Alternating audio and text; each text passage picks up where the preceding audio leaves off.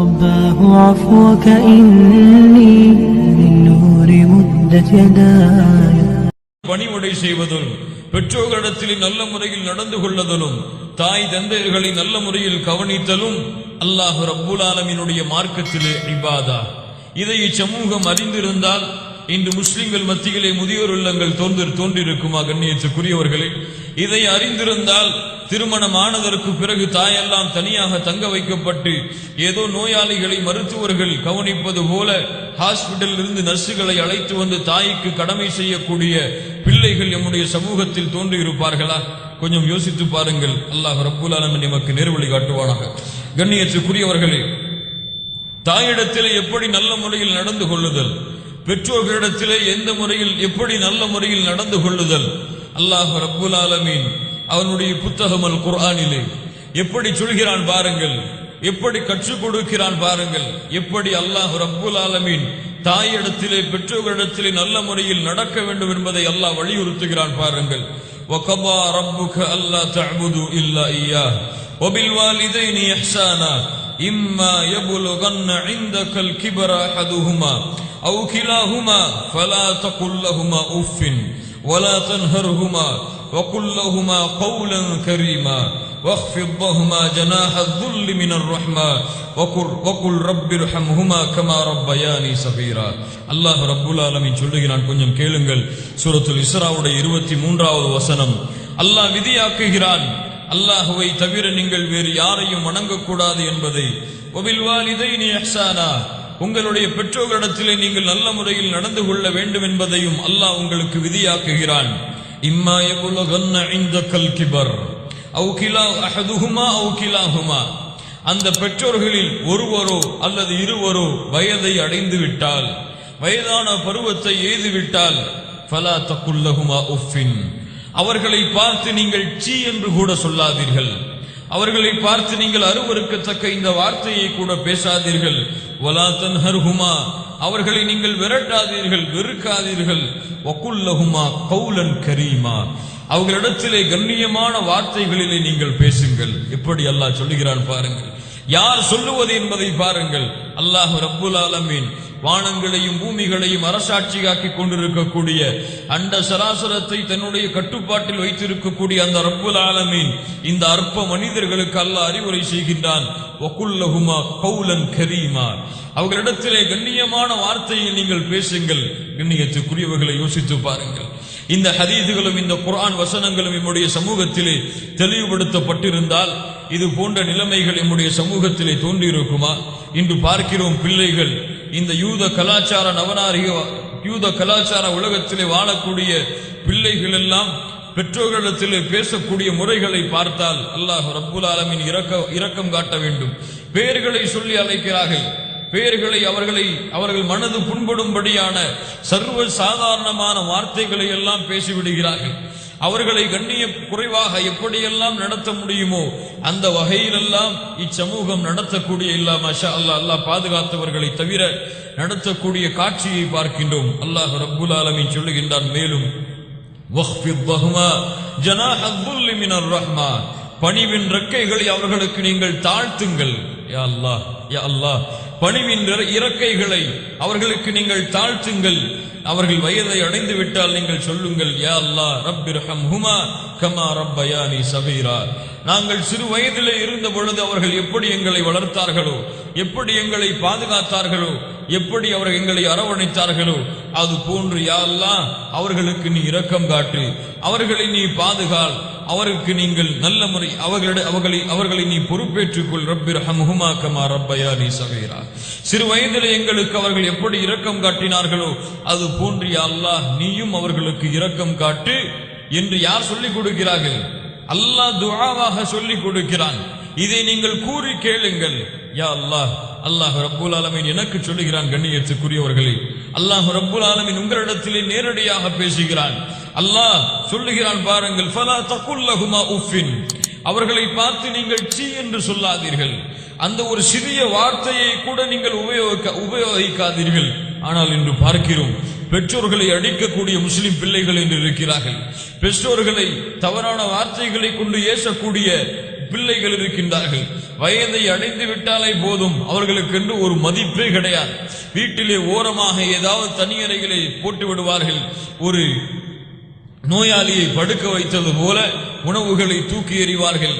அவர்கள் அந்த வயதான பருவத்தில் ஏதாவது நோயாகிவிட்டால் அவர்களை சொல்லக்கூடிய வார்த்தைகளை பாருங்கள். இந்த வயதில் எல்லாம் நீ இருந்து என்ன செய்ய போகிறாய்? செத்து தொலைய வேண்டியதுதானே. அல்லாஹ் ரப்புல் ஆலமீன் இரக்கம் காட்டுவானாக. இது போன்ற வார்த்தைகளை கூட பயன்படுத்தக்கூடிய முஸ்லிம்கள் நம்முடைய சமூகத்தில் இருக்கத்தான் செய்கின்றார்கள். அல்லாஹ் ரப்புல் ஆலமீன் அதன் காரணமாகத்தான் தெளிவுபடுத்துகிறான்.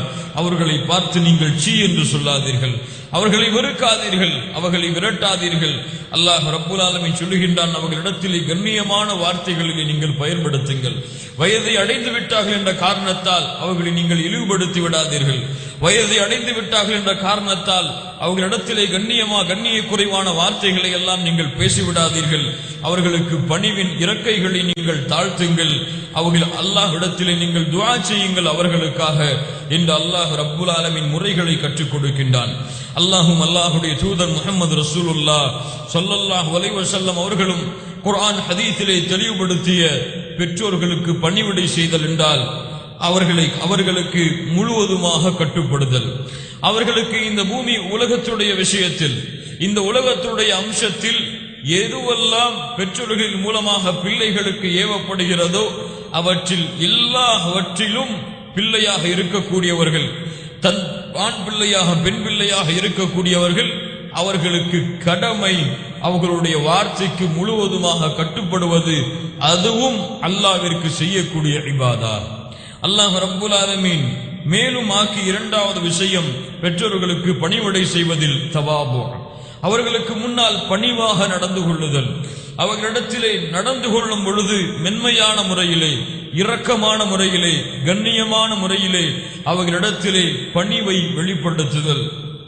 மூன்றாவதாக அவர்களிடத்திலே பேசும் பொழுது, அவர்களிடத்திலே கலந்து உரையாடும் பொழுது அவர்களுடைய சப்தத்திற்கு கீழ் எம்முடைய சப்தத்தை ஆக்குதல்.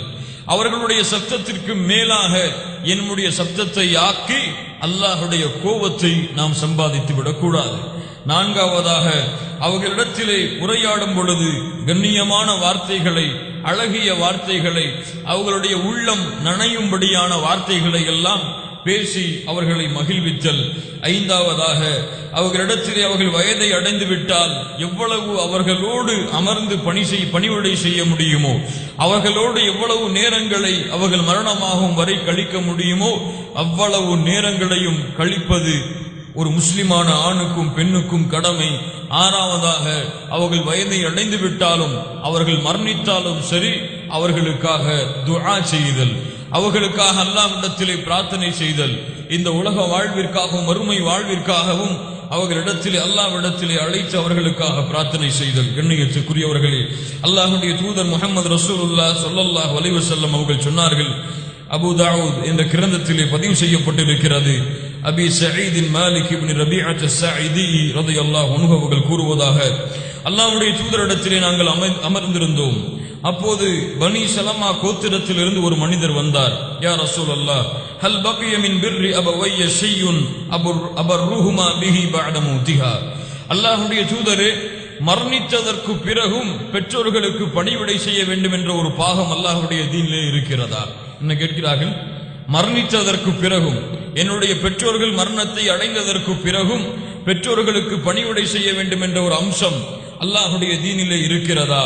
அல்லாஹ்வுடைய தூதர் சொன்னார்கள் ஸல்லல்லாஹு அலைஹி வஸல்லம், கால நஅம், ஆம் இருக்கிறது. என்ன அல்லாஹ்வுடைய தூதரே? அஸ்ஸலாத்து அலைஹிமா, அவர்களுக்காக அல்லாஹ்விடத்திலே பிரார்த்தனை செய்தல், வல் இஸ்திக்ஃபாரு லஹுமா, அவர்களுடைய பாவங்களை மன்னிக்க அல்லாஹ்விடத்திலே மன்றாடுதல். அதற்கு பிறகு அவர்கள் ஏதாவது உரிமைகளை, கடமைகளை, வாக்குகளை விட்டிருந்தால் அதை நிறைவேற்றுதல். அதற்கு பிறகு சொன்னார்கள், அவர்கள் மூலியமாக தோன்றிய உறவுகளை எல்லாம் அவர்களிடத்திலும் நல்ல முறையில் நடந்து கொள்ளுதல். அடுத்து சொன்னார்கள், வயக்கராமு சதீகிஹிமா, அவர்களுடைய நண்பர்கள் என்று இருப்பார்களே அந்த இருவருடைய நண்பரிடத்திலும் நல்ல முறையில் நடந்து கொள்ளுதல். சுப்ஹானல்லாஹ், அல்லாஹ்வுடைய மார்க்கத்துடைய அம்சத்தை, சிறப்பை பாருங்கள். ஒரு தாய் தந்தையருடைய நண்பர்கள், அவர்கள் மரணித்ததற்கு பிறகும் அவர்களை நீங்கள் சந்தித்தாலோ அவர்களை நீங்கள் பார்த்தாலோ அவர்களிடத்திலும் நல்ல முறையில் நடந்து கொள்ளுதல். அல்லாஹ்வுடைய தூதர் முஹம்மது ரசூலுல்லாஹ் ஸல்லல்லாஹு அலைஹி வஸல்லம் சொன்னார்கள், உங்களுடைய தாய் தந்தையர்கள் மரணித்ததற்கு பிறகும் அவர்களுக்கு நீங்கள் நல்ல முறையில் நடந்து கொள்ளக்கூடிய கடமைகள் இருக்கிறது. அவர்களுக்காக நீங்கள் துஆ செய்யுங்கள் அல்லாஹ்விடத்தில். அவர்களுடைய பாவ மன்னிப்பிற்காக நீங்கள் பிரார்த்தனை செய்யுங்கள். அவர்கள் ஏதாவது வாக்குகளை விட்டு சென்றிருந்தால் அதை நிறைவேற்றுங்கள். அவர்களுடைய உறவுகள் என்று இருவரின் மூலமாக தோன்றிய உறவு முறைகளை நீங்கள் பாதுகாருங்கள். அவர்களுடைய நண்பர்களையும் நீங்கள் கண்ணியப்படுத்துங்கள் என்று அல்லாஹ்வுடைய தூதர் முஹம்மது ரசூலுல்லாஹ் ஸல்லல்லாஹு அலைஹி வஸல்லம் சொன்னார்கள். கண்ணியத்துக்குரியவர்களே, அந்த தாய் தந்தையர்கள் முஷ்ரிக்குகளாக இருந்தாலும் அல்லாஹ்விற்கு இணை வைப்பவர்களாக இருந்தாலும் இஸ்லாமை ஏற்று ஒருவர் வருகிறார் என்றால் அவர்கள் இஸ்லாமிலே இல்லை என்ற காரணத்தால் அவர்களுக்கு பணிவிடை செய்வதில் இருந்து விலகக்கூடாது என்று அல்லாஹ்வுடைய தூதர் முஹம்மது ரசூலுல்லாஹ் ஸல்லல்லாஹு அலைஹி வஸல்லம் அவர்கள் சொன்னார்கள். அப்படி என்றால் இங்கே ஈமான் என்ற காரணத்தால் பணிவிடை அல்ல, இங்கே ஈமான் என்ற காரணத்தால் அவர்களுக்கு பணிவிடை செய்ய வேண்டும் என்ற அம்சம் அல்ல. அல்லாஹ் ரப்புல் ஆலமீன் இந்த ஈமானுக்கு பிறகு பெற்றோர்களை அல்லாஹ் ரப்புல் ஆலமீன் அவ்வளவு கண்ணியத்திலே வைத்திருக்கின்றான். அஸ்மா பின்த் அபி பக்ர் ரலியல்லாஹு அன்ஹுமா, அபூபக்கர் ரலியல்லாஹு அன்ஹுவுடைய மகளான அஸ்மா அவர்கள் அல்லாஹ்வுடைய தூதரிடத்திலே வந்தார்கள்.